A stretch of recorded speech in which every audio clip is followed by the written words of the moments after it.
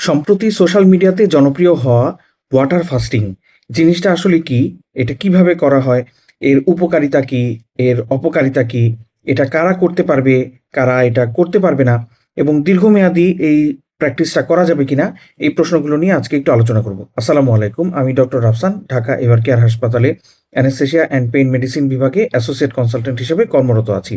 Water fasting বিষয়টা হলো একটা নির্দিষ্ট সময় পর্যন্ত শুধু পানি ছাড়া অন্য কোনো খাবার বা পানীয় গ্রহণ না করা।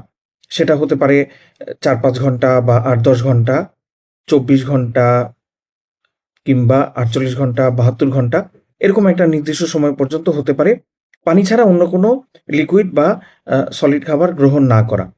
ফলে কি হয়? আ এই অবস্থায় শরীরে জমে থাকা লিভারের যে গ্লাইকোজেন অর্থাৎ যে গ্লুকোজটা গ্লাইকোজেন আকারে জমা থাকে সেটা ভাঙে এবং আ রক্তের যে চর্বি সেটা ভাঙে। সেখান থেকে শরীর এনার্জি পায়। আচ্ছা, তাহলে উপকারিতা যেটা হয় যে আ কিছু দিনের জন্য ওজন একটু কমতে পারে, কোমরের মাপটা একটু কমতে পারে, ব্লাড প্রেশার একটু কমতে পারে।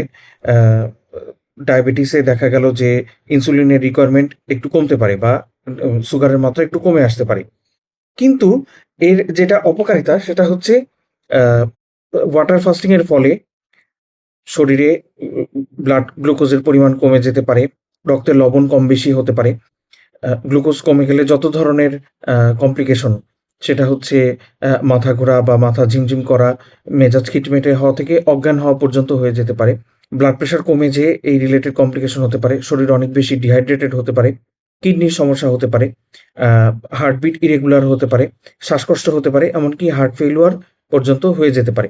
আবার দীর্ঘ সময় ফাস্টিং এর পরে খাবার খাওয়া শুরু করলে রিফিডিং সিনড্রোম সেই রিলেটেড কমপ্লিকেশন অর্থাৎ খাবার বেশি খাওয়া এবং সেই রিলেটেড কমপ্লিকেশন আ রক্তের লবণ কম বেশি হওয়া, ফসফেটের মাত্রা আ কম বেশি হওয়া, ম্যাগনেসিয়াম, হ্যাঁ? এগুলো রিলেটেড কমপ্লিকেশন হতে পারে। তাহলে এটা কারা করতে পারবে?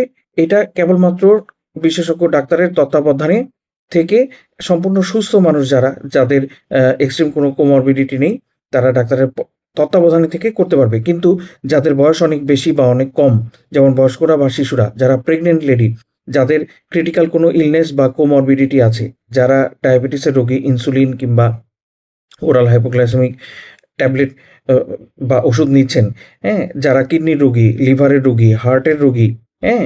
শ্বাসকষ্টের রোগী, তারা এটা করতে পারবেন না। আর দীর্ঘমেয়াদী এটা করা যাবে কিনা? অর্থাৎ ৪৮ ঘন্টা বা ৭২ ঘন্টার বেশি এটা করা যাবে না বা লং টার্ম হিসেবে এই প্র্যাকটিসটা করা যাবে না। তাহলে নানাবিধ কমপ্লিকেশন যেমন আ যদি ডায়াবেটিস থাকে, হঠাৎ সুগার কমে যাওয়া বা ডায়াবেটিক কিটোঅ্যাসিডোসিস এর মতন লাইফ থ্রেটেনিং কন্ডিশন অ্যারাইজ করতে পারে। আ রক্তের লবণ কম বেশি হতে পারে, হার্টবিট ইরেগুলার হতে পারে, কিডনি ফেইলিউর পর্যন্ত হতে পারে, হ্যাঁ? আ এ ধরনের নানাবিধ কমপ্লিকেশন হতে পারে। মোদ্দা কথা হলো এইটা এমন একটা প্র্যাকটিস যেটা কেবলমাত্র বিশেষজ্ঞ ডাক্তারের তত্ত্বাবধানে থেকে মোটামুটি সুস্থ মানুষ নির্দিষ্ট সময়ের জন্য করতে পারবে। কিন্তু যাদের নানাবিধ কোমরবিডিটি আছে তারা এটা লম্বা সময়ের জন্য এবং বিশেষজ্ঞ ডাক্তারের পরামর্শ ব্যতি রেখে বা তত্ত্বাবধান ছাড়া নিজের ইচ্ছামতো করতে পারবে না। আরো একটা বিষয় এই প্রসঙ্গে যে গবেষণাগুলো হয়েছে সেগুলো স্বল্পমেয়াদী এবং অল্প সংখ্যক রোগীদের উপরে ডাক্তারদের পর্যবেক্ষণের উপর ভিত্তি করে করা হয়েছে।